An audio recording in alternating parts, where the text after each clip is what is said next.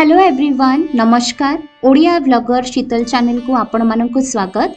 आज मु एई वीडियो माध्यम रे आपण मानक ओडिशार भद्रक जिलार बाहानगा ब्लॉक अंतर्गत आरडी ग्राम रे अवस्थित बाबा आखंडलमणि मंदिर को नहीं जीवी। मो सहित जोड़ी हेई रुहंतु। वीडियोटी को लास्ट पर्यंत देखंतु। चैनल को सब्सक्राइब करनथिले सब्सक्राइब कर दियंतु।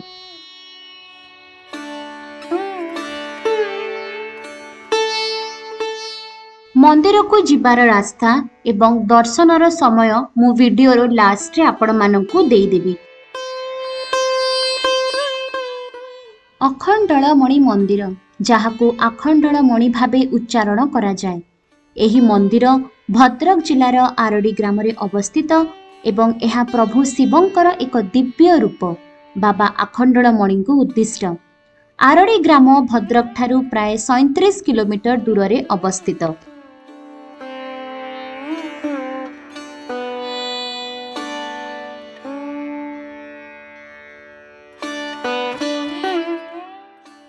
बाबा आखंडलमणि और तांको मंदिर विषय रे ऐतिहासिक तथ्य मिली नथिले मध्य एक पुरातन कथा आज जाए लोकमानक मध्यरे प्रचलित अछि। 350 वर्ष पूर्वे राजा श्री नीलाद्री समर सिंह महापात्रंक शासन काल रे एही घटना घटिथिला। दिने सकाळ समय रे राजा तांको पाखरे थिबा धान खेतरे चाष करिबाकू जणे चाषी को पठाइथिले। बैतरणी नदी कूଳରେ जमी कांदुथिबा बेले चाषीଙ୍କ हळर फाळ एक कठिन वस्तुरे लागि भांगी गला। से देखिले एक कला ग्रानाइट पत्थर जहाठारू रक्त झरी बैतरणी नदी दिगकू बही जाउछि। से भयरे राजा को खबर देबाकू गले। राजा तुरंत सही स्थान को आसीथिले एवं देखिथिले आश्चर्यकर दृश्य। रक्तर प्रवाह बदली जाई दूध बा क्षीर बोहुछि एवं सेही पत्थर उपरे एक बड़ कला नाग फणा प्रसारित करी रहिछि।